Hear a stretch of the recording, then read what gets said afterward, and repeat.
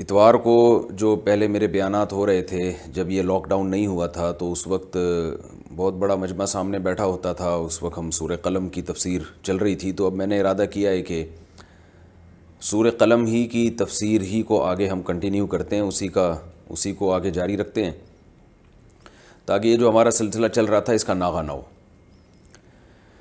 سورہ قلم کی جو میں نے آیات پڑھی ہیں، کئی ہفتے اس پر بیان ہوا ہے کہ اللہ تعالیٰ نے پچھلی آیات میں جو آج میں نے تلاوت کی ہیں، اس سے پہلے والی آیات میں، پہلے میں اس کا کچھ تھوڑا سا خلاصہ بیان کر دیتا ہوں پچھلے بیانات کا. مشرکین رسول اللہ صلی اللہ علیہ وسلم کو یہ کہا کرتے تھے کہ آپ مجنون ہیں، دیوانے ہیں. اللہ نے فرمایا کہ آپ اپنے رب کی نعمت سے مجنون نہیں ہیں، اور اس پر قلم بھی گواہ ہے اور قلم کی تحریریں بھی گواہ ہیں. کسی مجنون کے کلام کو اتنی اہمیت کے ساتھ نہ لکھا جاتا ہے نہ سنا جاتا ہے. پھر اللہ نے فرمایا کہ جو لوگ ایسے ہیں جن کے اندر یہ صفات ہیں ان کو فالو مت کیا کرو. یعنی آپ انسان جو ہے نا وہ کسی کو فالو ہی کرتا ہے، تو اللہ نے بتایا کہ ان لوگوں کو فالو مت کریں. فلا تطیع المکذبین، انکار کرنے والوں کے پیچھے مت چلیں. اور انکار کرنے والوں کی بری خصلتیں کیا ہوتی ہیں؟ بدو لو تدہنوا فیدہنون ولا تطیع کل حلاف مہین، بہت زیادہ قسمیں اٹھاتے ہیں، جھوٹی قسمیں. مہین، معاشرے میں پست ہوتے ہیں اپنی کردار اور اپنے اعمال کی وجہ سے. ہماز مشاء بنمیم، چولیاں لگاتے ہیں، تانے دیتے ہیں. مناع للخیر، مال کو روکتے ہیں، سخاوت نہیں ہوتی ان میں، کنجوس ہوتے ہیں. معتدن اثیم، گنہگار ہوتے ہیں، حدود سے تجاوز کرنے والے ہوتے ہیں. اور عتل بعد ذالک زنیم، عتل ہوتے ہیں یعنی بد اخلاق ہوتے ہیں. اور زنیم بھی ہوتے ہیں، اکثر عزت حاصل کرنے کے لیے اپنی نسبت ایسے لوگوں کی طرف کر دیتے ہیں جن سے ان کی نسبت بنتی نہیں ہے. اس کو زنیم کہتے ہیں. دیکھیں یہ تو پچھلی آیات ہیں، لیکن جیسے جیسے میرے ذہن میں کچھ علمی نقطے کی باتیں آتی ہیں تو میں بتاتا رہتا ہوں، اگرچہ یہ آج میں نے اگلی آیات پہ درس دینا ہے. اس آیت میں ایک نقطے کی بات ہمیں یہ بھی پتہ چلتی ہے کہ اس میں اللہ نے ہمیں حکم دیا ہے کہ اس قسم کے لوگ تمہیں معاشرے میں نظر آئیں گے، ان کو فالو مت کرو. اس سے یہ بھی پتہ چلتا ہے کہ جن لوگوں میں یہ صفات نہ ہوں، اچھی صفات ہوں، ان کو فالو کرو. تو آج کیا ایک نعرہ لگایا جاتا ہے کہ ہم لوگوں کو فالو نہیں کریں گے، ہم بزرگوں کو فالو نہیں کریں گے، ہم تو صرف کتاب کو پڑھیں گے، کتاب میں کیا لکھا ہے، کتابی ہیں ہم، کتابی. تو اللہ نے تو انسان کو انسانوں کو فالو کرنے کا حکم دیا ہے. صرف کتاب اگر کافی ہوتی تو اللہ نے یہ تذکرہ ہی نہیں کرنا تھا کہ کس کو فالو کرنا ہے، کس کو فالو نہیں کرنا. اللہ سیدھا سادہ یہ کہتے ہیں بھئی کتابوں کو فالو کرو. تو اللہ نے کتاب کو فالو کرنے کا بھی حکم دیا، اور اللہ نے انسانوں کو فالو کرنے کا بھی حکم دیا کہ لوگوں کو فالو کرو. کتاب کو فالو کرنے کا اللہ نے حکم دیا، اتبعوا ما انزل الیکم من ربکم، جو قرآن تم پہ نازل کیا گیا ہے اس کو فالو کرو. ساتھ ساتھ اللہ نے یہ بھی فرمایا واتبع سبیل من اناب الی، جو میرے راستے پہ چل رہے ہیں ان لوگوں کے راستے کو فالو کرو، انہی کے پیچھے پیچھے چلو. دیکھو وہ ان کا راستہ کون سا ہے تو تم بھی اسی راستے کے پیچھے پیچھے چلو. تو اللہ تعالیٰ نے انسان کو انسانوں ہی کو فالو کرنے کا حکم دیا ہے. اس سے یہ جو نعرے لگ رہے ہیں نا کہ ہم کسی کو نہیں مانتے، بس جو کتاب میں ہم لکھا ہے میں اس کو ڈائریکٹ فالو کروں گا، یہ غلط، اس دعوے کا غلط ہونا ثابت ہوتا ہے. جو قرآن کو فالو کرتا ہے وہ ان لوگوں کو ہی کو فالو کرنا پڑے گا جو پہلے سے قرآن کو فالو کرتے آ رہے ہیں، انہی کے پیچھے چلنا پڑے گا آپ کو، انہی کی اتباع کرنی پڑے گی. مشرکین مکہ اپنے باپ دادا کی اندھی تقلید کرتے تھے. اس اندھی تقلید کو قرآن نے کیا فرمایا؟ وَإِذَا قِيلَ لَهُمُ اتَّبِعُوا مَا أُنزِلَ إِلَيْكُمْ، جب ان سے کہا جاتا ہے کہ اللہ نے جو کلام نازل کیا اس کی اتباع کرو، تو یہ جواب میں کہتے ہیں نَتَّبِعُ مَا وَجَدْنَا عَلَيْهِ آبَاءَنَا یا مَا أَلْفَيْنَا عَلَيْهِ آبَاءَنَا، ہم اتباع کریں گے اپنے باپ دادا کی. تو دیکھیں یہاں پر اندھی تقلید کو اللہ نے کیا فرمایا، باپ دادا کی جو اندھی تقلید ہے اس کو اللہ نے کیا فرمایا کہ ہم اپنے باپ دادا کی اتباع کریں گے. پتہ یہ چلا کہ اتباع ہی کو تقلید کہا گیا ہے. اس سے بھی پتہ چلتا ہے کہ جو لوگ کہتے ہیں نا اتباع الگ چیز ہے تقلید الگ چیز ہے، قرآن میں ہمیں اتباع کا حکم دیا ہے، نیک لوگوں کی تقلید کا حکم نہیں دیا، تو یہ سب فضول باتیں ہیں۔ قرآن نے تقلید ہی کو اتباع سے تعبیر کیا ہے، اور اتباع اور تقلید ایک ہی چیز کے دو نام ہیں۔ اتباع بھی کہتے ہیں کسی کو فالو کرنا، تقلید بھی کہتے ہیں کسی کو فالو کرنا۔ بعض لوگ یہ کہتے ہیں کہ اتباع کہتے ہیں دلیل کے ساتھ کسی کو فالو کرنا، اور تقلید کہتے ہیں بلا دلیل کسی کو فالو کرنا، تو یہ بات بالکل غلط ہے۔ اس لیے کہ جب آپ دلیل کے ساتھ کسی کو فالو کریں گے تو پھر دلیل کو فالو کرنے والے کہلائیں گے، اس شخص کو فالو کرنے والے نہیں کہلائیں گے۔ تو یہ ایسے ہی ایک فضول سی بات ہے۔ کچھ اصطلاحات ہیں جس پہ علماء نے بھی کچھ لکھا ہے، تو وہاں سے خام خامے کھینچ تان کر کے لوگ غلط مطلب نکال لیتے ہیں۔ اس کی سب سے بڑی دلیل جو میں دعویٰ کر رہا ہوں قرآن مجید کی آیت ہے، بالکل واضح ہے کہ اللہ تعالیٰ نے جو مشرکین مکہ ہیں نا ان کو کیا فرمایا کہ یہ اپنے باپ دادا کی اتباع کرتے ہیں، تو بتائیں کیا وہ دلیل سے اتباع کیا کرتے تھے؟ وہ تو ظاہر اندھی تقلید کرتے تھے۔ اس اندھی تقلید کو اللہ نے اتباع ہی کے لفظ سے تعبیر کیا ہے۔ ہاں یہ آپ کہہ سکتے ہیں کہ ہم بھی اگر باپ دادا کی اتباع کریں گے یا مجتہدین کی اتباع کریں گے تو وہ بھی اندھی تقلید کہلائے گی، تو یاد رکھیں وہ اندھی تقلید نہیں کہلائے گی، وہ تقلید علی وجہ البصیرہ کہلائے گی۔ اس کی دلیل بھی قرآن مجید کی اس آیت میں موجود ہے کہ اللہ نے جب ان سے کہا نا کہ اللہ کے جو نازل کیا اس کی اتباع کرو، تو یہ جواب میں کیا کہتے ہیں؟ ہم اپنے باپ دادا کی اتباع کریں گے۔ تو اللہ نے ان کی دلیل میں یہ نہیں کہا کہ یہ اتباع غلط ہے، بلکہ کیا فرمایا؟ اولو کان آباؤہم لا یعقلون شیئا ولا یہتدون، اگرچہ تمہارے باپ دادا میں عقل بھی نہ ہو اور سیدھے راستے پہ بھی نہ ہو، پھر بھی ان کی اتباع کرو گے۔ تو اللہ نے ان کے جو باپ دادا کے پیچھے چلنے کو برا قرار دیا، اس کی دلیل اللہ نے یہ بیان کی ہے کہ باپ دادا خود سیدھے راستے پہ نہیں ہیں، وہ خود بے عقل ہیں اور ہدایت پر نہیں ہیں۔ پتہ یہ چلا کہ اگر باپ دادا سیدھے راستے پر ہوں اور وہ خود ہدایت پر ہوں تو پھر ان کی اتباع بالکل جائز ہے، بلکہ واجب ہے۔ ہم میں سے بہت سے لوگ اس لیے مسلمان ہیں کہ ہمارے باپ دادا مسلمان تھے، اور حقیقت ہے ہمیں تو اسلام جو ہے ہم نے کوئی شروع میں ریسرچ کر کے اسلام تھوڑی قبول کیا ہے۔ ایک 13-14 سال کا بچہ جو بلوغت کی دہلیز پہ قدم رکھتا ہے اسے بہت زیادہ معلومات نہیں ہوتی اسلام کی، لیکن وہ اس لیے مسلم ہوتا ہے کہ اس کے باپ دادا مسلمان تھے، تو وہ باپ دادا کی تقلید ہی میں اسلام پر ہوتا ہے وہ، لیکن پھر بھی یہ اسلام اس کا مقبول اس لیے ہے کہ اس کے باپ دادا سیدھے راستے پر تھے، اسلام کے راستے پر تھے۔ تو اس لیے اگر اس نے اسلام کے راستے پر چلنے میں باپ دادا کو فالو کیا ہے تو یہ بالکل ٹھیک کام کیا ہے۔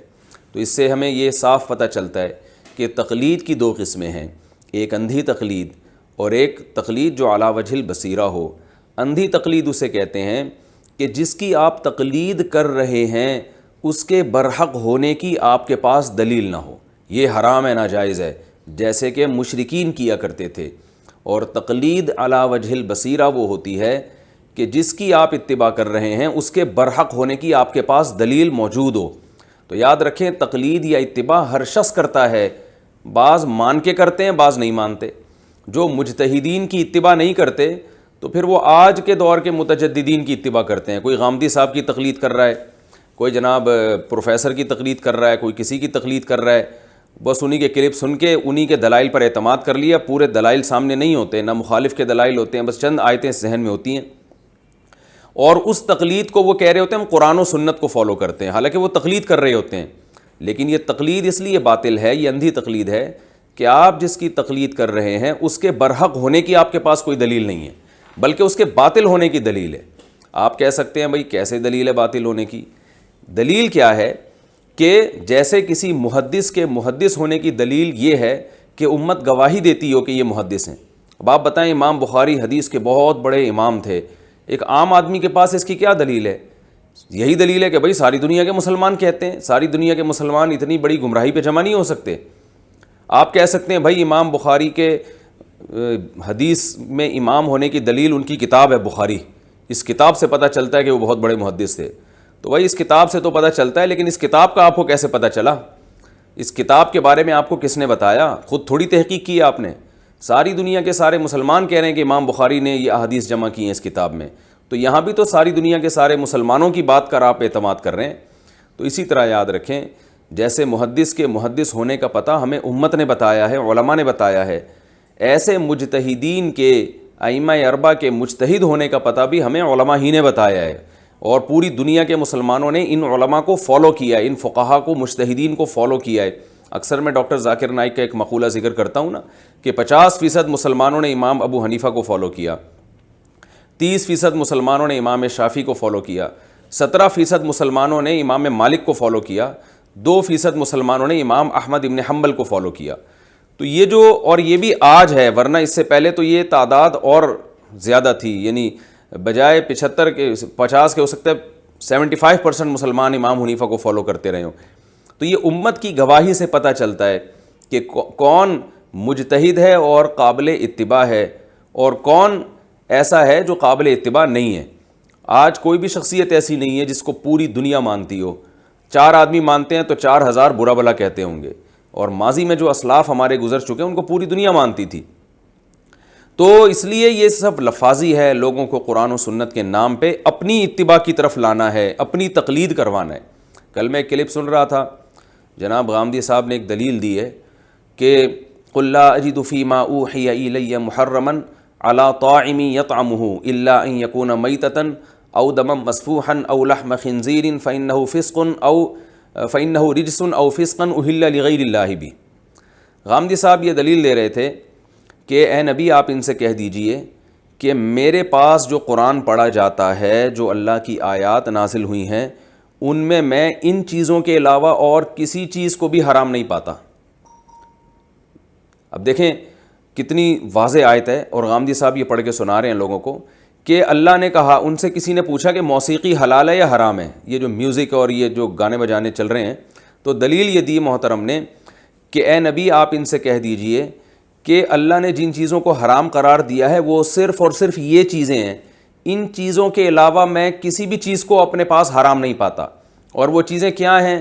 دمم مسفوحاً بہتا ہوا خون، او الا یکون میتتاً مردار کھانا، او دمم مسفوحاً او لحم خنزیر بہتا ہوا خون، خنزیر کا گوشت، او فسقاً اہل لغیر اللہ بھی، یا وہ جانور جس پر اللہ کے علاوہ کا نام لیا گیا ہو۔ تو اس کے علاوہ میں کسی بھی چیز کو حرام نہیں قرار پاتا قرآن میں، یہ نبی کو حکم دیا جا رہا ہے، یعنی بس یہی چیزیں حرام ہیں۔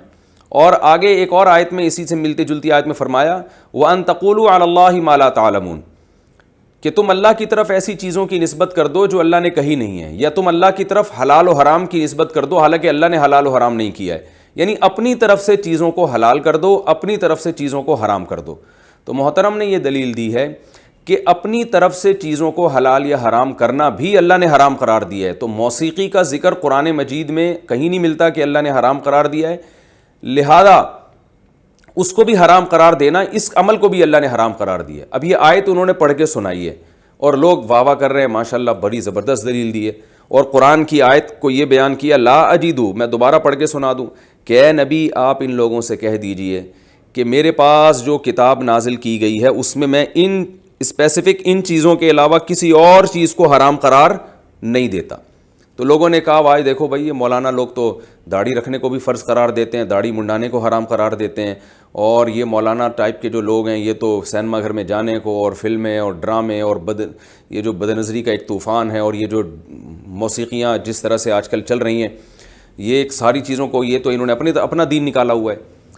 تو اب یہ لوگ کیا کر رہے ہیں، جو جناب پروفیسر غامدی صاحب کو فالو کر رہے ہیں، یہ کہنے کی حد تک تو یہ کہتے ہیں کہ ہم قرآن کو فالو کر رہے ہیں، غامدی صاحب کو فالو نہیں کر رہے، ہم کسی کی تقلید نہیں کرتے، ہم ملاؤں کی تقلید نہیں کرتے، ہم مجتہدین کی تقلید نہیں کرتے، ہم تو قرآن کو مانتے ہیں کیونکہ غامدی صاحب نے قرآن سے دلیل پڑھ کے سنائی ہے۔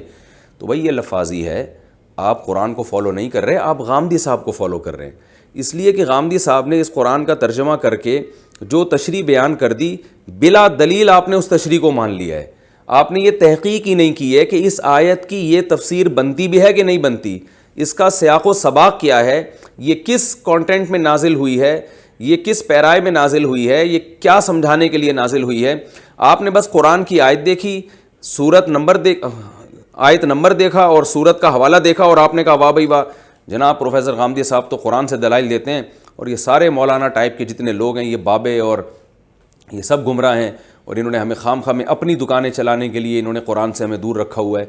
تو آپ اگر قرآن مجید کی اس آیت میں تھوڑا سا غور کرتے، تھوڑی سی سینس بھی استعمال کرتے نا، تو آپ اسی وقت جب آپ یہ پروگرام سن رہے تھے، جو لوگ وہاں بیٹھے ہوئے تھے وہ اسی وقت جناب پروفیسر صاحب سے معذرت کرتے کہ حضرت اس آیت میں تو کتے کا بھی ذکر نہیں ہے کہ کتا حرام ہے، اس آیت میں تو بلی کا بھی ذکر نہیں ہے کہ بلی حرام ہے، اس آیت میں تو یہ جو چھپکلیاں، گرگٹ اور یہ جو حشرات الارض ہیں، کیڑے مکوڑے، پھر اس کا مطلب چائنا والے صحیح کرتے ہیں، بس چائنا والے جو ہے نا ان سے ایک خنزیر چھڑوا دیں اور مردار چھڑوا دیں، پھر تو صحیح ہے، جو مرضی کھاتے رہو بیٹھ کے بھائی۔ تو یہ تو اتنی سینس ایک عام مسلمان میں بھی ہوتی ہے کہ اس آیت کا اگر یہ مطلب ہوتا تو اس میں تو کھانے پینے کی چیزوں میں صرف خنزیر کو حرام قرار دیا جا رہا ہے اور بہتے ہوئے خون کو حرام قرار دیا جا رہا ہے اور مردار کو، تو اس کا مطلب کتے کو ذبح کر کے کھا لو، اللہ کا نام لے کے کھا لو تو وہ بھی جائز ہو گیا۔ تو اب جناب پروفیسر صاحب کو واضح طور پر یہ کہنا چاہیے تھا کہ اس آیت سے صاف پتہ چلتا ہے کہ کتا بھی حلال ہے اگر اس پہ اللہ کا نام لے کے اس کو ذبح کر کے کھایا جائے، لیکن انہوں نے یہ جرت نہیں کی، تو اور لوگ بھی جرت نہیں کرتے۔ تو اس آیت کا جو سیاق و سباق ہے وہ کیا ہے کہ مشرکین مکہ نے بہت ساری چیزوں کو اپنے اوپر خامخواہ میں حرام کیا ہوا تھا جو اللہ نے حرام نہیں کی تھی۔ کتے کو تو مشرکین مکہ پہلے سے حرام سمجھتے تھے ابراہیم علیہ السلام کے دین کی وجہ سے، کہ دین ابراہیم پر تھے نا، تو ابراہیم علیہ السلام کے مذہب میں، ان کے دین میں وہ کتا، بلی، یہ درندے سب ویسے ہی حرام تھے، عرب یہ نہیں کھایا کرتے تھے یہ ساری چیزیں، لیکن کچھ چیزوں کو انہوں نے اپنی طرف سے خود بخود حرام کیا ہوا تھا، اور جو تھا وہ جو اللہ نے ان چیزوں کو حرام نہیں کیا تھا، حلال جانور کو اپنے اوپر حرام کر لیا کرتے تھے بتوں کے نام پہ چھوڑ کر۔ تو اللہ تعالیٰ نے ان سے یہ فرمایا کہ جن چیزوں کو تم بھی حرام سمجھتے ہو ہم بھی حرام سمجھتے ہیں، ان چیزوں میں اللہ نے ان چیزوں کو تو حرام قرار دیا ہے، ان کے علاوہ باقی چیزوں کو اللہ نے حرام قرار نہیں دیا، یعنی وہ والی چیزیں جن کو تم نے حرام قرار دیا ہوا ہے۔ تو یہ خاص قسم کے جانوروں کے بارے میں یہ آیت نازل ہوئی ہے۔ اس کی مثال ایسے ہے جیسے کوئی آپ کے پاس آتا ہے، اس کے پاس مختلف قسم کے، یا کوئی ڈاکٹر کے پاس جاتا ہے کوئی پیشنٹ، اور پیشنٹ ڈاکٹر جو ہے نا اس پیشنٹ کو کہتا ہے کہ تم کن کن چیزوں سے پرہیز کر رہے ہو، تو وہ پیشنٹ کہتا ہے کہ ڈاکٹر صاحب میں چاول سے بھی پرہیز کر رہا ہوں اور میں بڑے گوشت سے بھی پرہیز کر رہا ہوں۔ تو ڈاکٹر اس کو جواب میں کہتا ہے کہ بھائی جن چیزوں کو میں نے جو لسٹ تمہیں بنا کے دی تھی نا، ان میں تو صرف اور صرف مٹھائی سے میں نے پرہیز بتایا تھا، اور میں نے تمہیں ٹھنڈے پانی سے پرہیز بتایا تھا، باقی چیزوں سے تو میں نے تمہیں پرہیز نہیں بتایا۔ تو اب مریض صاحب کیا کر رہے ہیں، جا کے پتھر بھی کھانا شروع کر دیے انہوں نے، اور انہوں نے کہا کہ جو ہے وہ ڈاکٹر نے کہا کہ بس یہ 2 چیزوں سے پرہیز ہے، باقی جتنی بھی چیزیں اب میں کھا سکتا ہوں، تو جا کے انہوں نے ہر اٹرم پٹرم جو ہے نا سب چیزیں کھانا شروع کر دیں۔ تو ڈاکٹر بتائے گا نا کہ بھائی جن چیزوں کو تم برا سمجھتے تھے کہ یہ غلط ہیں، وہ تو پہلے سے ہی غلط ہیں، جن چیزوں کو تم نے میرے مشورے پر سمجھا ہے نا کہ حرام ہے یا تمہاری صحت کے لیے نقصان دہ، ان میں سے صرف یہ 2 چیزیں نقصان دہ، باقی نقصان دہ نہیں ہیں۔ تو وہ ایک مخصوص قسم کی چیزیں جن کو تم پہلے سے اپنی صحت کے لیے نقصان دہ سمجھتے ہو، ان سے تو میں بحث ہی نہیں کر رہا، میں ان چیزوں کے بارے میں کہتا ہوں جو تم نے خود سے اپنے اوپر حرام کر دی ہیں، ان چیزوں میں سے یہ والی تو تم ٹھیک ہے بالکل حرام کر دی ہیں، یہ تو واقعی حرام ہے، باقی حرام نہیں ہے۔ تو اللہ ان آیتوں میں یہ بتا رہے ہیں کہ اے مشرکین مکہ، جن چیزوں کو تم نے اپنے اوپر حرام کر دیا ہے، جو پہلے سے حرام سمجھی جا رہی ہیں، وہ تو ہیں ہی حرام، ان کو میں حلال نہیں کر رہا، لیکن تم نے جن چیزوں کو اپنے اوپر حرام کر دیا ان میں سے یہ والی تو ٹھیک ہے، یہ تو واقعی حرام ہے، باقی حرام نہیں ہے، وہ تم نے خام خواہ میں اپنے اوپر حرام کر دیا ہے، یہ اس آیت کا مطلب ہے۔ لیکن انہوں نے کیا کیا، اس آیت میں اتنا عموم لے لیا کہ اس سے تو کتے بلی بھی حلال ہو گئے۔ تو اب کیا ہے کہ یہ قرآن و حدیث کی اتباع نہیں ہے، یہ غامدی صاحب کی اتباع ہے، اور یہ اتباع نہیں ہے، یہ دلیل سے نہیں ہے اتباع، اور اتباع تو دلیل سے اتباع اسے کہتے ہیں کہ جس کی اتباع کر رہے ہیں اس کے برحق ہونے کا آپ کو یقین ہو، پھر اس کی اتباع کی جائے گی، جو کہ تقلیدی کہلاتی ہے۔ تو یہ جو ہے نا، میں کہاں سے کہاں چلا گیا اصل موضوع کو چھوڑ کر، لیکن میری عادت ہوتی ہے کوئی علمی نقطے کی بات آئے تو میں اسے چلا دیتا ہوں۔ تو یہاں بھی اللہ نے قرآن مجید میں کیا فرمایا، وَلَا تُطِعْ كُلَّ حَلَّافٍ مَّهِينٍ، کہ ایسے شخص کو فالو مت کریں جو قسمیں اٹھاتا ہو، جھوٹی قسمیں، اور پھر اچھے اس میں عُتُلٍّ بَعْدَ ذَلِكَ زنیم، اور پھر زنیم بھی ہو، غیر، بعض علماء نے تو اس کا مطلب یہ کیا ہے کہ ایسے خاندان کی طرف اپنے آپ کو منسوب کرتا ہو جس خاندان کا وہ ہو نہیں۔ بعض لوگ اپنی عزت حاصل کرنے کے لیے جو ہے نا، وہ مقام بنانے کے لیے معاشرے میں اپنے آپ کو ایسے باپ کی طرف منسوب کر دیتے ہیں جو اس کا حقیقی باپ ہوتا نہیں ہے، تو یہ بھی حرام ہے۔ اور بعض علماء نے اس کا مفہوم یہ بھی بیان کیا ہے کہ ایسے اعمال کی طرف اپنے آپ کو منسوب کر دینا جو اعمال آپ میں ہے نہیں. یحبون ان یحمدوا بما لم یفعلوا، ایسے کام جو آپ نے کیے نہیں ہیں لیکن آپ چاہتے ہیں کہ وہ کام آپ کی طرف منسوب ہوں اور اس پہ آپ کی تعریف کی جائے. جیسے ہمارے بہت سے ماشاءاللہ سیاسی لیڈر ہیں، کیا ککھ بھی نہیں ہوتا، پچھلی حکومتوں کے سارے کام اپنے کھاتے میں ڈال دیتے ہیں، اور پچھلے والے کیا کر رہے ہوتے ہیں کہ اگلی حکومتوں کے سارے کام جو ہے نا اپنے کھاتے میں ڈالتے ہیں کہ اصل میں تو ہم نے شروع کیا تھا. تو یہ ہمارے ہاں بہت چل رہا ہوتا ہے کہ کرتا کوئی ہے اور کھاتا کسی اور کا چل رہا ہوتا ہے. تو یہ ہمارے ہاں بہت ہے کہ جو کام آپ نے کیا نہیں ہے اس کی طرف آپ اپنے آپ کو، تو یہ بھی ایک قسم کا جھوٹ ہے، بلکہ حقیقت بہت بڑا جھوٹ ہے یہ. تو اللہ فرماتے ہیں ایسے لوگوں کو تم نے فالو نہیں کرنا. اب اللہ نے اگلی آیات میں کیا ارشاد فرمایا، وَلَا تُطِعْ كُلَّ حَلَّافٍ مَّهِينٍ هَمَّازٍ مَّشَّاءٍ بِنَمِيمٍ مَّنَّاعٍ لِّلْخَيْرِ مُعْتَدٍ أَثِيمٍ عُتُلٍّ بَعْدَ ذَلِكَ زَنِيمٍ أَن كَانَ ذَا مَالٍ وَبَنِينَ. صرف اس بیس پہ ان لوگوں کو فالو مت کرو کہ یہ مال والے اور اولاد والے ہیں، اس بیس پہ ان کو فالو نہیں کرنا. اس میں اللہ تعالیٰ نے انسان کی ایک نیچر کی طرف اشارہ کیا ہے کہ انسان کسی کو لائق تقلید اس وقت سمجھتا ہے کہ جب اس کے پاس دنیاوی ترقی ہو، اس کا حق پر ہونا نہیں دیکھتا انسان. یہ انسانوں کی صفات نہیں ہے. آج کل شہرت دیکھی جاتی ہے کہ کون زیادہ مشہور ہے، اور پیسہ دیکھا جاتا ہے. تبھی آپ دیکھ لیں آج مسلمان یورپ کی تقلید کرتے ہیں اور اندھی تقلید کرتے ہیں، اہل مغرب کی تقلید کرتے ہیں. وجہ کیا ہے کہ ان کے پاس دولت زیادہ ہے، ان کے پاس وسائل زیادہ ہیں، ان کی ترقی دنیاوی ترقی زیادہ ہے. تو اللہ نے فرمایا کہ ان کان ذا مال و بنین، مال اور اولاد کی کثرت کی وجہ سے کسی کی اتباع کرنا، کسی کی تقلید کرنا، یہ جہالت ہے. ہمارے ہاں بہت سے لوگ یہ دلیل دیتے ہیں کہ اگر وہ لوگ برحق نہ ہوتے گورے تو وہ اتنی ترقی کیوں کرتے. بھائی ترقی تو فرعون نے بھی بہت زیادہ کی تھی، اور ترقی تو قارون نے بھی بہت زیادہ کی تھی. آج بھی آپ دیکھ لیں اسمگلر ہیں اور اللیگل پیسہ کما رہے ہیں، چور ہیں، ڈاکو ہیں، بہت ترقی کر جاتے ہیں. اور ہمارے ہاں تو چور اور ڈاکو ذرا زیادہ ہی ترقی کرتے ہیں، ان کی عزت بھی زیادہ ہو رہی ہوتی ہے. تو اس بیس پر آپ اس کو فالو کرنا شروع کر دیں. یہ کہاں کی عقل مندی ہے؟ یہی ہو رہا ہے ہمارے معاشرے میں کہ ظاہری جو ہے نا وضاقتہ دیکھ کر اور ظاہری شہرت دیکھ کر لوگ اس کو فالو کرتے ہیں. میرے پاس لوگوں کے فون آتے ہیں، وہ فلاں جاہل پیر صاحب ہیں، پھونکے لگا رہے ہیں، پتہ نہیں کیا کیا کر رہے ہیں، اور جس کے اولاد نہیں ہے جا کے پھونک لگا کے کہہ رہے ہیں میں نے پھونک لگا دی، تمہارا بیٹا ہو جائے گا، تمہارے یہ ہو جائے گا، تمہارے وہ ہو جائے گا. میں حیران ہوتا ہوں ان لوگوں کا رش دیکھ کے کہ اتنا بڑا جاہل آدمی ہے، اتنا بڑا جاہل آدمی، لیکن ہماری قوم کو آپ دیکھیں کہاں جا رہی ہے. وجہ کیا ہے؟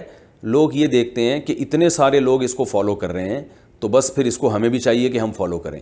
یہ نہیں دیکھتے کہ اتنے سارے جو اس کو فالو کر رہے ہیں وہ خود سمجھدار ہیں یا نہیں ہیں. یہ امت جب کسی کے صحیح ہونے کی گواہی دے تو وہ گواہی واقعی معتبر ہوتی ہے. جیسے میں نے بھی مثال دی امام بخاری اور امام ابو حنیفہ، امام شافعی، امام مسلم، اس کو امت نے گواہی دی ہے نا. لیکن اس سے مراد امت کے وہ طبقہ ہے جو خود پڑھا لکھا ہو اور جو خود سمجھدار ہو. سے پاگلوں کی گواہی کا اعتبار نہیں ہوتا، جاہلوں کی گواہی کا اعتبار نہیں ہوتا. جاہل تو شعبدے باز کو جو ہے نا زیادہ پسند کرتے ہیں، لمبے لمبے دعوے کرنے والے اور شعبدے باز کو زیادہ پسند کرتے ہیں.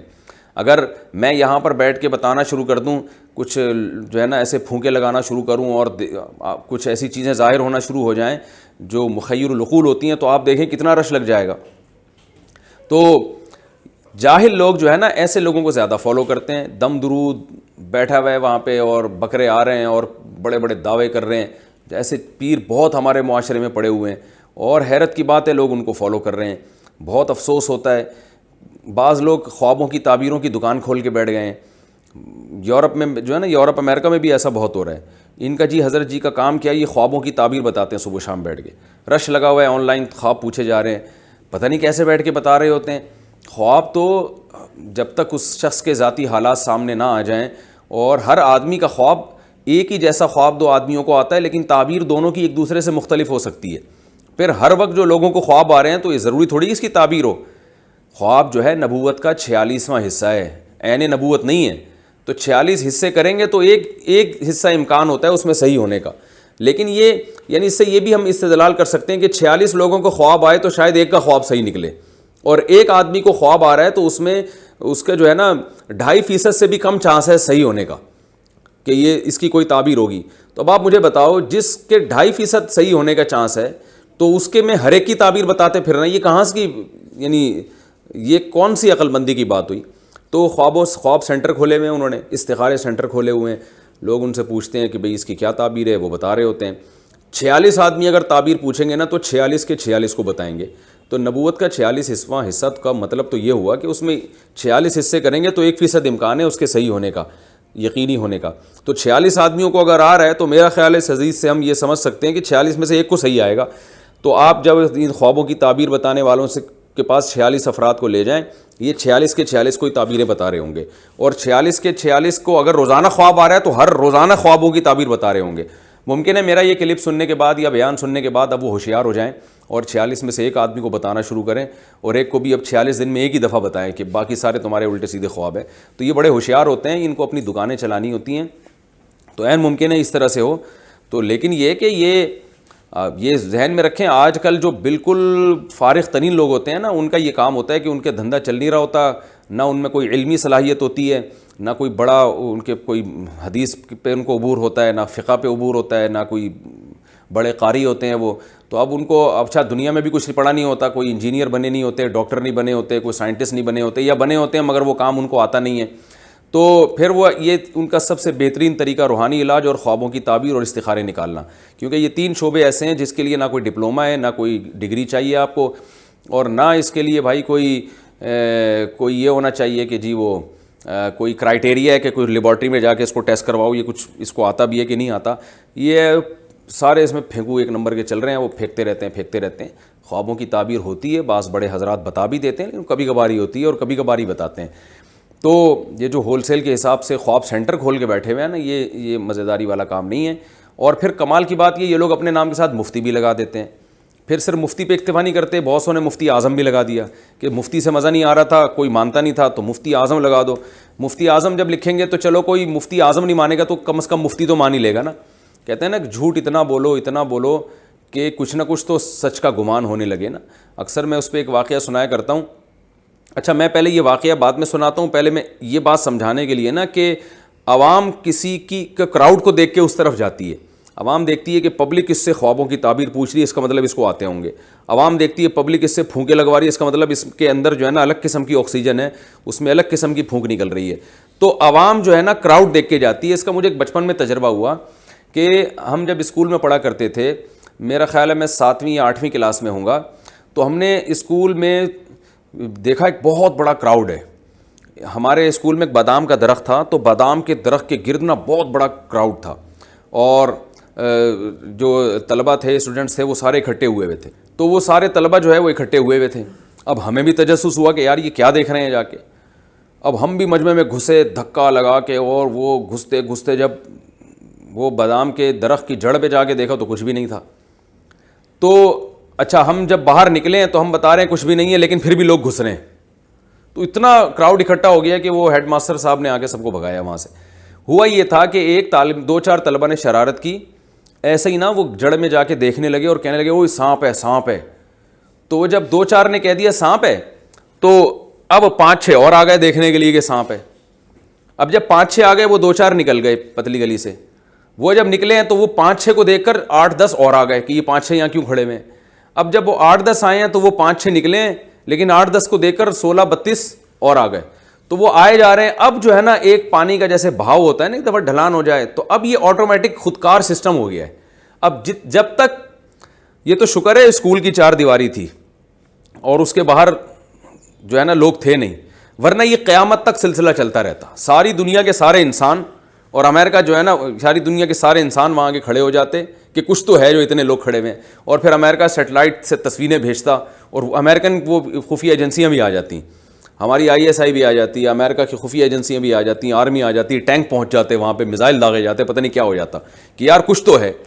تو یہی ہوتا ہے کہ وہی جو میں نے ایک چرسی کا جنازے کا واقعہ سنایا تھا نا، کہ وہ بھی اسی موقع بڑا زبردست ہے۔ ایک چرسی کا انتقال ہو گیا، تو وہ پائپ کے اندر بیٹھا ہوا تھا، چرسی تھا، تو 8-10 چرسی اس کے ساتھ اور بھی تھے۔ تو اب ان چرسیوں کو سمجھ میں نہیں آ رہا تھا کہ ہم اپنے اس چرسی کا کریں کیا، چرسی نہیں بلکہ ہیروئن چی۔ تو اب ہم اس کا کریں کیا، اس کو کہاں دفنائیں لے جا کے نا۔ تو انہوں نے کہا چلو یار اٹھا کے لے چلو، اللہ مالک ہے۔ تو اس کا جنازہ کی چارپائی لے کے وہ 4 چرسی جو ہے نا وہ جنازے کو کندھا دیتے ہوئے جا رہے ہیں. اب جیسے ہی جا رہے ہیں تو جیسے ہی بازار سے گزرے ہیں تو لوگوں نے اکرام کیا کہ بھئی اب لوگ آتے چلے گئے, یار یہ جنازہ جا رہا ہے تو ہمیں بھی کندھا دینا چاہیے. اب ایک ایک کر کے لوگ آتے رہے اور کندھا, اچھا جب کسی ہیروئنچی سے وہ جنازے کی پایا لیتے تو وہ ہیروئنچی کھسک جاتا نا کہ چلو میری ٹینشن ختم ہوئی, ابھی یہ خود اٹھائے گا, ٹھیک ہے, وہ ہیروئنچی پتلی گلی سے نکل جاتا. تو اسی طرح سے ایک ایک کر کے یہ ہیروئنچی سارے کھسکتے چلے گئے. اب لوگ چارپائی لے کے جا رہے ہیں تو جب تھک جاتے تو اگلی دکان والے آتے, ان سے جو ہے نا وہ پایا لیتے اور یہ نکل جاتے کہ چلو یار ہم نے تو تھوڑا سا کندھا دینا, کہتے ہیں نا کہ بھائی کندھا ضرور دینا چاہیے. تو ہر مسلمان اس طرح سے ہوتے ہوتے ایک مجمع اکٹھا ہو گیا. اب جا رہے ہیں. اب وہ بازار ختم ہو گیا, آبادی ختم ہو گئی, روڈ ختم ہو گئے, سمجھ میں ہی نہیں آ رہا جانا کہاں ہے.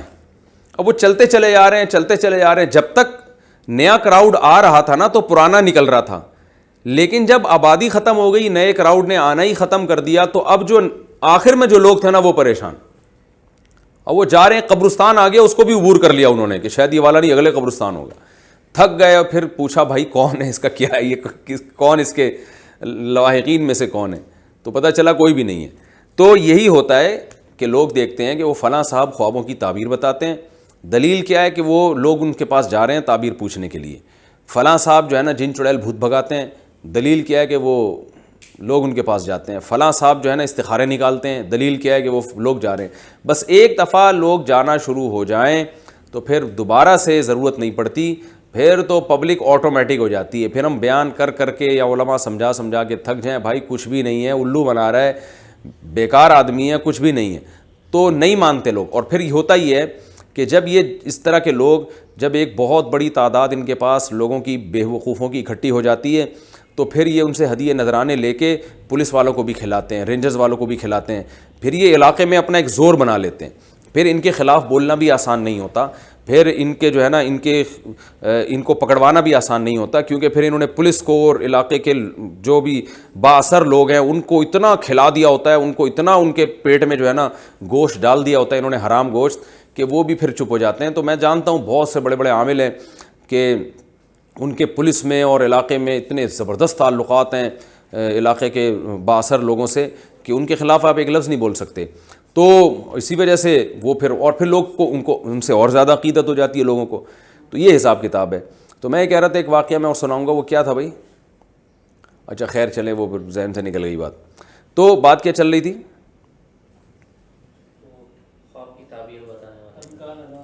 ہاں, ان کان ذا مال و بنین. لوگ یہ دیکھتے ہیں کہ فلاں کے پاس پیسہ ہے, شہرت ہے, اور جو ہے بس شہرت ہے, پیسہ ہے, پبلک ہے, کراؤڈ ہے, اس کو فالو کرنا ہے. تو یہ دیکھ کے لوگ پیچھے چل رہے ہوتے ہیں. تو اس آیت میں اللہ نے یہ بھی بتایا کہ یہ چیز قابل اتباع نہیں ہے. اچھا یہاں ایک اور علمی نکتے کی بات ہے کہ لوگ جب صحیح فطرت پہ تھے نا تو وہ مال کے ساتھ ساتھ اولاد پر بھی فخر کیا کرتے تھے. تو اولاد کی کثرت بھی ایک دنیاوی نعمت سمجھی جاتی تھی. تو اللہ نے فرمایا کہ اللہ نے جو تمہیں اتنی کثرت سے بیٹے دیے ہیں, یہ صرف یہ اس کی علامت نہیں ہے کہ تم برحق ہو. تو اب آپ مجھے بتاؤ کہ پہلے زمانے میں کافر بھی یہ چاہتا تھا کہ اس کے بہت زیادہ بیٹے ہوں. تو ظاہر ہے جب مجموعی اولاد زیادہ ہوگی تبھی تو بیٹے زیادہ ہوں گے نا. ایسے تو نہیں ہو سکتا کہ 2 بچے ہوں تو پھر بیٹے زیادہ کہاں سے ہو گئے. تو 18-20 ہوں گے تو پھر ان میں 9-10 بیٹے ہوں گے اور باقی بیٹیاں ہوں گی. تو اس سے یہ بھی پتہ چلتا ہے کہ یہ ہمیشہ سے جو ہے نا اولاد کی کثرت, اس میں انسان دلچسپی رکھتا تھا.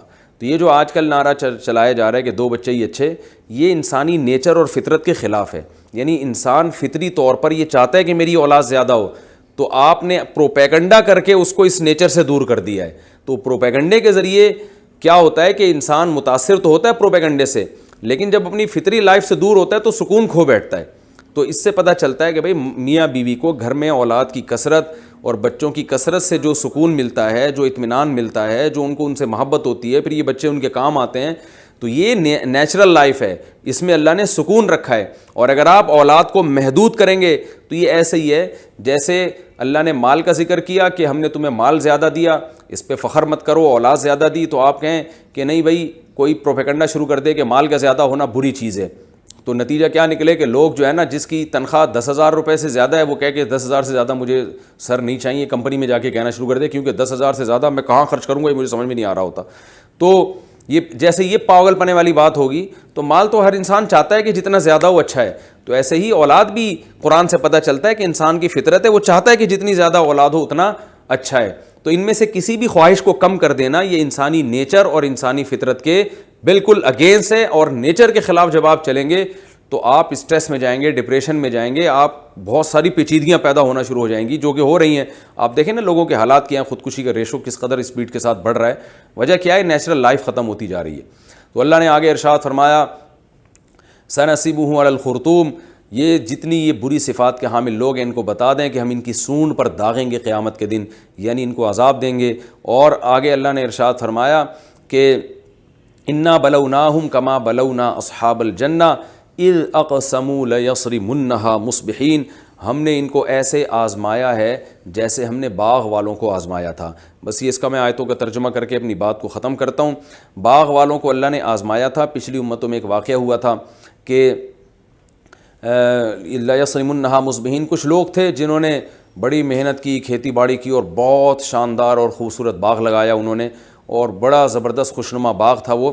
تو انسان کی عادت ہے کہ جب اس کی محنت کے پھل کا وقت آتا ہے اور پیسہ ملنے والا ہوتا ہے تو اس کی طبیعت میں ایک ہوس پیدا ہو جاتی ہے کہ کوئی دیکھ نہ لے، اور یہ سارا جو ہے نا جتنا کوئی باغ کی کٹائی ہوگی، یا آلو پیاز ٹماٹر خربوزے، یہ غریب جتنے لوگ ہیں نا یہ آ کے کھڑے ہو جاتے ہیں، لوگ چھپا رہے ہوتے ہیں، لوگ قربانی میں جانور ذبح کرتے ہیں وہ دروازہ بند کر دو بھائی کوئی دیکھ نہ لے، اور نعمتوں کو چھپایا جا رہا ہوتا ہے. اس لیے نہیں کہ نظر نہ لگ جائے، بلکہ اس لیے چھپایا جا رہا ہوتا ہے کہ وہ مانگ نہ لے ہم سے.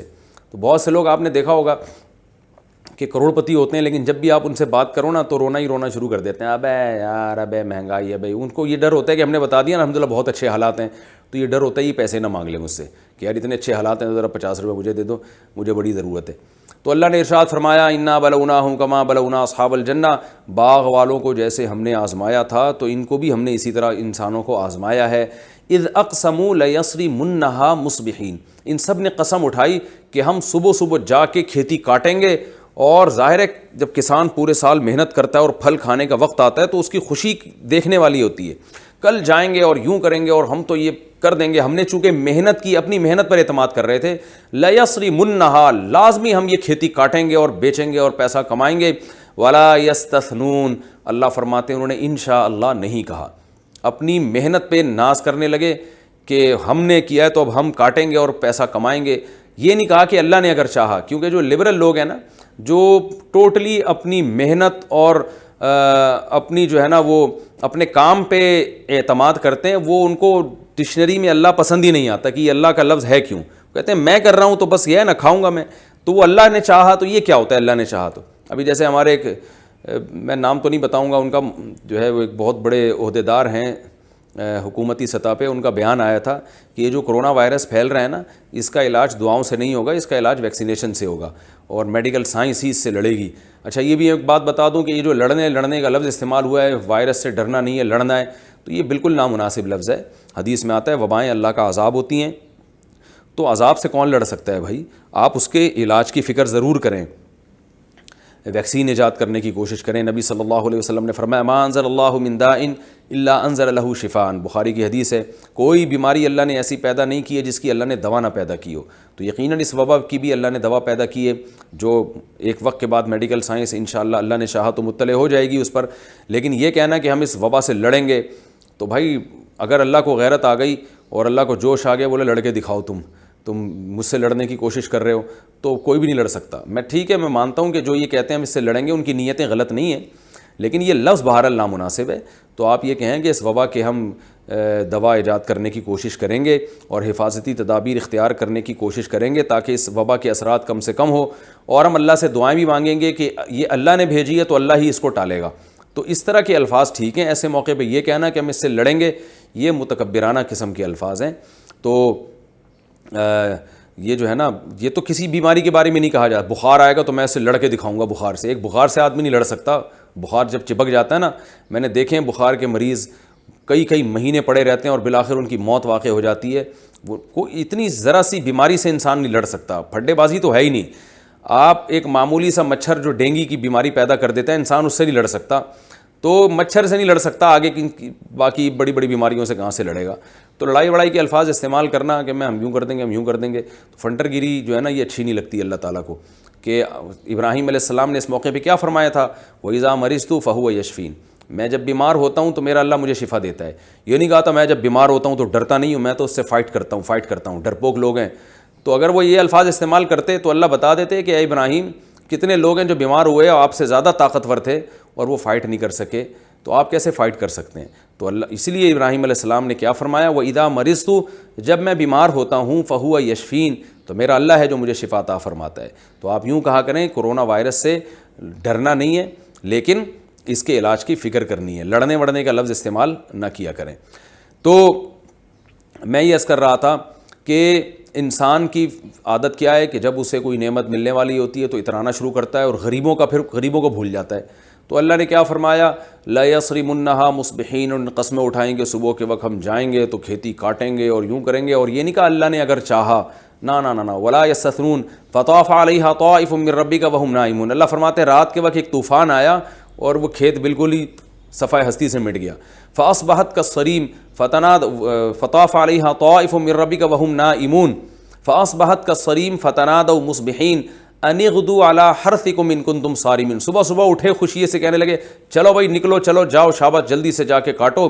ان اغدوا علی حرثکم ان کنتم صارمین فانطلقوا وهم یتخافتون الا يدخلنها اليوم علیکم مسکین. اور کہنے لگے باتیں کرتے ہوئے جا رہے ہیں بھائی دیکھو کسی غریب کو نہیں پھٹکنے دینا. یہ غریب غربا لوگ ہیں نا، کم وقت محنت کرتے نہیں ہیں، اور ہماری محنت ہے اور آ جائیں گے آلو دے دو اتنے، مجھے اتنے ٹماٹر دے دو، جیسے ہوتا ہے نا. اور سب کو پتہ چلے گا ان کی فصلات کٹنے والی ہے تو سارے لین لگا کے سارے علاقے کے جتنے بھی غریب غربا اور جو ہے نا کم وقت، یہ جو ہے نا یہ انسان کی نیچر ہے جو اللہ بیان کر رہے ہیں. یہی حالت ہوتی ہے انسان کی. جب تنخواہ ملنے والی ہوتی ہے آپ دیکھیں تو اس وقت انسان کو ڈر ہوتا ہے کہ ماموں کو پتہ نہ چل جائے کہ آج مجھے تنخواہ ملی ہے. وہ ماموں ہے نا فوراً فون کریں گے. تو بیوی سے بھی چھپا رہے ہوتے ہیں اور اب تو باپ سے بھی چھپانا شروع کر دیا لوگوں نے کہ ابا کو نہ پتہ چل جائے. تو ایک چھپانا تو اس لیے ہوتا ہے کہ فراڈی لوگ آپ کے اس مالی وسعت سے ناجائز فائدہ نہ اٹھائیں. وہ تو ٹھیک ہے، علاقے ہر محلے میں کچھ ایسے فراڈی ہوتے ہیں جن کا کام ہی مانگنا ہوتا ہے. ان کو پتہ چل جائے اس کی پینٹ میں پیسے ہیں تو وہ لازمی سونگتے ہوئے آ جائیں گے آپ کی طرف. جیسے وہ ہوتے ہیں نا وہ جو ایئرپورٹ پہ کتے چھوڑے ہوئے ہوتے ہیں، ان کو کہیں سے بھی چرس نظر آ جائے تو پہنچ جاتے ہیں وہاں پہ. تو ایسے ہی ہر محلے میں ایسے بھی کچھ ندیدے ہوتے ہیں جن کو پتہ چل جائے نا اس کی پینٹ میں 5000 کا نوٹ پڑا ہوا ہے تو وہ ان کو سونگ سے پہنچ جائیں گے. تو ایسے ندیدوں سے بچنے کے لیے اگر آپ گول مول بات کرتے ہیں بھائی نہیں ہے ابھی میں کہاں سے میرے خرچے، تو وہ تو ٹھیک ہے. لیکن نارملی آپ اس لیے اپنی دولت چھپائیں کہ بہت جو معاشرے کے مستحقین لوگ ہیں، بیچارے لاچار لوگ ہیں، کہیں وہ آپ سے کچھ مانگ نہ لیں، تو یہ بالکل غلط ہے. یا آپ کی بہنیں وراثت نہ مانگ لیں، یہ بھی بہت ہوتا ہے معاشرے میں. بعض لوگ کیا کرتے ہیں، ان کو کہیں سے اچھا خاصا پیسہ مل گیا، اب ان کو پتہ ہے کہ میں نے بہت سے لوگوں سے قرضہ لیا ہوا ہے، بہنوں کی وراثت لی ہوئی ہے، وہ اس لیے چھپا رہے ہوتے ہیں کہ یہ میرا اپنا حق مانگنے نہ آ جائیں، ان کے سامنے بیٹھ کے رو رہے ہوتے ہیں. تو یہ بھی حرام ہے، ناجائز ہے. بھائی اللہ نے آپ کو وسعت دی ہے تو صاحب حق کو اس کا حق عطا کرو نا. تو اس کا حق بنتا ہے آپ اس کو بتاؤ بھائی پہلے نہیں تھے اب الحمدللہ اللہ نے وسعت دے دی ہے تو آئیں، جس کا حق ہے میں دینے کے لیے تیار ہوں. لیکن چھپا رہے ہوتے ہیں اور پھر عمرے پہ جا رہے ہوتے ہیں، حج پہ جا رہے ہوتے ہیں. انسان حیران ہوتا ہے. ہمارے ایک جاننے والے تھے، انہوں نے ماشاءاللہ طبیعت سے غریبوں کا پیسہ کھایا اور بہت کھانے کے بعد جو ہے نا وہ کیا کر رہے تھے، عمرے پہ جا رہے تھے. جب ان سے بولو کہ بھائی پیسے دو جو آپ نے کھائے ہوئے ہیں لوگوں کے، تو کہہ رہے پیسے نہیں ہیں، لیکن وہ حج پہ بھی چلے گئے اپنی بیگم کے ساتھ، عمرے پہ بھی چلے گئے. تو آدمی حیران ہوتا ہے یار تم حج پہ کیسے جا رہے ہو.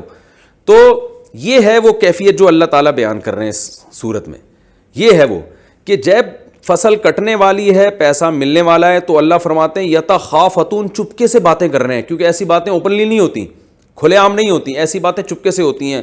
تو چپکے سے آپ کیا باتیں کر رہے ہیں؟ اللہ یدخلن الیوم علیکم مسکین، دیکھو آج کوئی مسکین قریب نہیں پھٹکنا چاہیے. تم ایسا کرو سائڈ والے گیٹ پہ کھڑا ہو جاؤ، کوئی بھی شکل سے ایسا لگے نا دیکھنے سے غریب غربا لگ رہا ہے اس کو وہیں مصروف کر دو.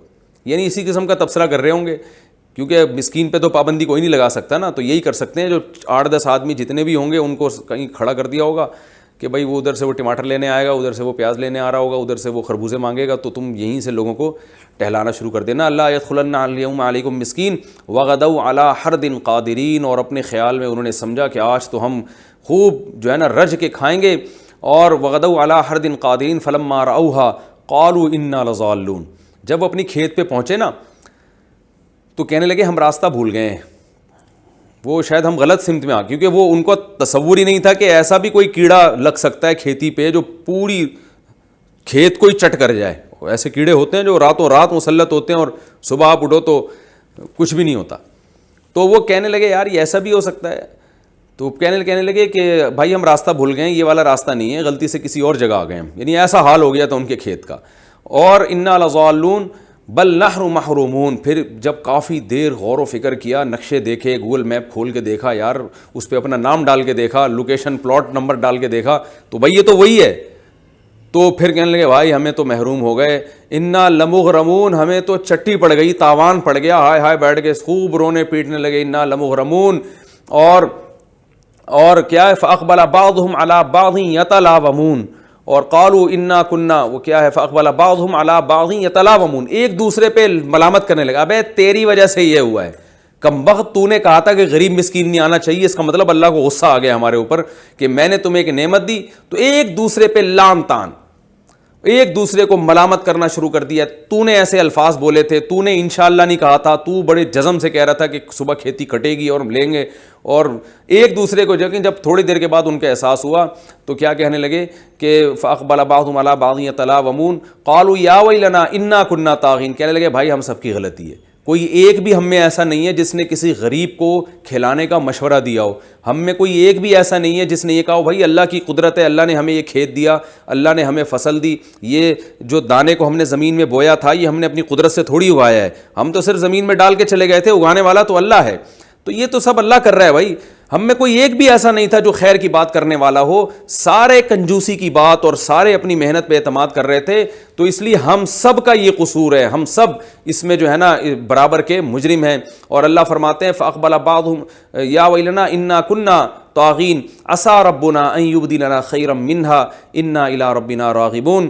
اور پھر ان کو احساس ہوا اور کہنے لگے اب ہم دوبارہ محنت کرتے ہیں اور اپنے رب کے سامنے توبہ کرتے ہیں اور آئندہ یہ غلطی نہیں کریں گے، اللہ کی رحمت سے امید ہے ہمیں اس سے اچھا باغ عطا فرما دے گا.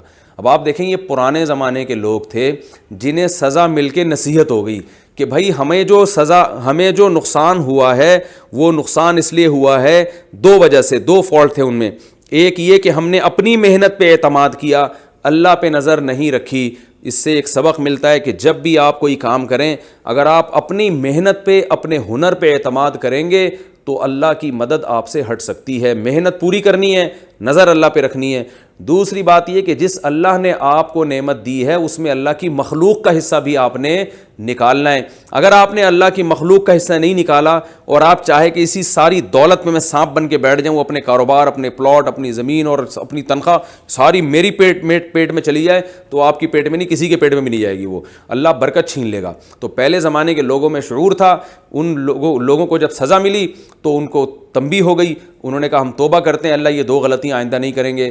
لیکن آج ہمارے دل اتنے سخت ہو گئے ہیں کہ آج اگر ہمیں سزا ملتی نا تو آج ہم کیا کہتے ہیں کہ بھائی یہ ایکچولی اصل میں وہ موسم ایسا چل رہا تھا تو یوں ہو رہا تھا تو یوں ہو رہا تھا، تو آئندہ جو ہے نا ہم تھوڑی ڈبل محنت کریں گے. اور مسکین کا تو سوال ہی پیدا نہیں ہوتا کہ وہ غریب آ جائے.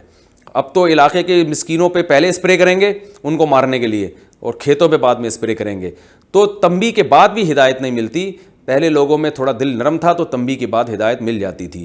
تو اس آیت سے ہمیں جو سبق ملا اس کا میں خلاصہ بیان کر کے اپنی بات کو ختم کرتا ہوں. جو سورہ قلم کی یہ آج میں نے آیتیں پڑھی ہیں، خلاصہ کیا نکلا کہ بھائی اپنی محنت پہ اعتماد نہیں کرنا، اور انشاءاللہ کے لفظ کی اہمیت کا بھی پتہ چلتا ہے. اب آپ دیکھیں اسی وجہ سے قرآن مجید نے ہمیں کیا حکم دیا، آتو حقہ یوم حصادہ، جس دن کھیتی کٹا کرے نا تو غریبوں کو ان کا حق دے دیا کرو. یہ اللہ نے حکم دیا. تبھی اس کو عشر جو ہے نا، عشر 10واں حصہ اور 20واں حصہ اسلام نے واجب کیا ہے کہ جب بھی کھیتی کٹے گی اور جو ہے نا زمیندار اس سے فائدہ اٹھائے گا تو اللہ نے حکم دیا کہ اگر وہ آسمان کے پانی سے سیراب ہونے والی کھیتی تھی تو تمہارا خرچہ اس پہ بہت کم آ رہا ہے، اس لیے اس میں سے 10واں حصہ غریبوں کا نکالا جائے گا، جس کو عشر کہا جاتا ہے، کیونکہ یہ اللہ نے دی ہے۔ کافر کہتا ہے کہ یہ تو میں نے اپنی محنت سے کمائی ہے، اللہ فرماتے ہیں فالق الحب والنوى، دانے کو گھٹلی کو پھاڑ کر درخت بنانے والا یہ تمہارے سائنسدان نہیں ہے، یہ اللہ نے بنایا ہے، تم تو صرف زمین کی محنت کو دیکھ رہے ہو، آگے جو اس میں سے درخت اگتا ہے اور پھل اگتے ہیں یہ کون کر رہا ہے؟ یہ تم تھوڑی کر رہے ہو۔ ما کان لکم ان تنبتوا الشجر، تمہارے ہاتھوں میں اتنی طاقت نہیں ہے کہ تم درخت کو اپنے ہاتھ سے بنا لو، یہ تو اللہ کر رہا ہے۔ اس لیے اسلام نے ہمیں حکم دیا کہ جب بھی پیداوار کٹے گی تو اگر آسمان کے پانی سے سیراب ہوتی ہے تو اس کا 10واں حصہ آپ کو بطور زکوٰۃ نکالنا پڑے گا، اور اگر آپ خود ٹیوب ویل کے ذریعے اس کو سیراب کرتے ہیں تو جتنی پیداوار آئی ہے اس کے 20 حصے کیے جائیں گے، اور ایک حصہ اس میں سے غریبوں اور مسکینوں کے لیے نکالا جائے گا، اور اس کا مصرف وہی ہوگا جو زکوٰۃ کا مصرف ہوتا ہے۔ تو اور باقی امام ابو حنیفہ کے نزدیک 20واں حصہ جو آپ نکالیں گے تو اس کی قیمت بھی دے سکتے ہیں۔ تینوں امام مالک، امام احمد بن حنبل اور امام شافعی کے نزدیک تو جیسے آپ کے سیب کا باغ ہے نا، تو سیب کی جب کٹائی ہوئی ہے، سیب اترا ہے، تو جتنا سیب بنتا ہے، مثال کے طور پر اگر جو ہے وہ 100 پیٹیاں بنی ہیں تو اس میں سے 10 پیٹیاں غریبوں کی ہوں گی اگر آسمان کے پانی سے سیراب ہوتا ہے، اور اگر وہ خود ٹیوب ویل کے ذریعے سیراب کر رہے ہیں تو 5 پیٹیاں سیب کی جو ہے وہ غریبوں کے لیے نکلیں گی۔ تو امام حنیفہ کے فقہ میں یہ آسانی ہے کہ چاہو تو وہ 5 پیٹیاں دے دو، چاہو تو اس 5 پیٹیوں کی قیمت بھی دے سکتے ہیں، پیسے بھی دے سکتے ہیں غریب کو، لیکن بہرحال اس کا حق ادا کرنا پڑے گا۔ تو یہ اللہ نے ہمیں حکم دیا، اور اسی سے ہم باقی چیزوں میں بھی استدلال کر سکتے ہیں کہ بھائی جب بھی اللہ کی نعمت آئے تو اللہ کی مخلوق کا بھی اس میں کچھ حصہ رکھنا چاہیے۔ اللہ تعالیٰ سے دعا ہے اللہ سمجھنے کی، عمل کرنے کی توفیق عطا فرمائے۔